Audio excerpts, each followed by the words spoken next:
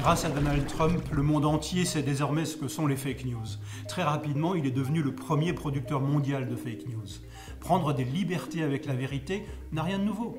Ne dit-on pas que l'histoire est écrite par les vainqueurs? La question qui se pose est en quoi les fake news nous concernent-elles? Les fake news posent la question du rapport à la vérité, c'est-à-dire du rapport au réel.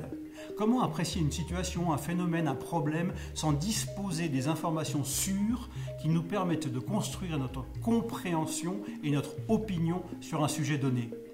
Comment arbitrer entre différentes options, faire des choix, décider si on ne veut pas s'appuyer sur des informations vérifiées et non tronquées?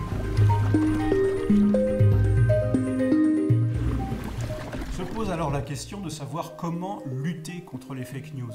La réponse que je propose, c'est l'esprit critique. L'esprit critique, c'est une démarche de remise en question.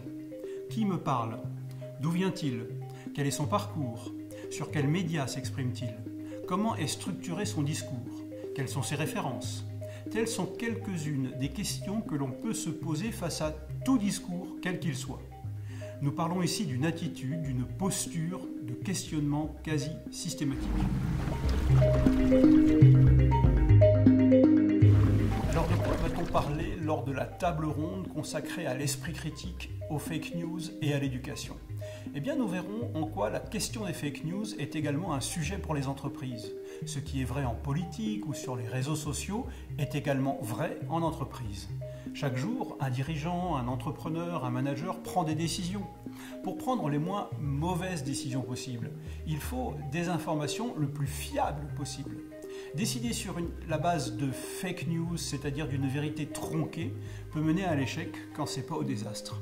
L'esprit critique est devenu une compétence managériale. Ce thème d'une grande richesse nous concerne tous et nous vous proposerons de l'aborder ensemble lors de la table ronde Esprit critique, fake news et éducation lors du prochain forum économique rhodanien le 22 octobre 2021 à Sion. J'espère vous y retrouver nombreux. À très bientôt.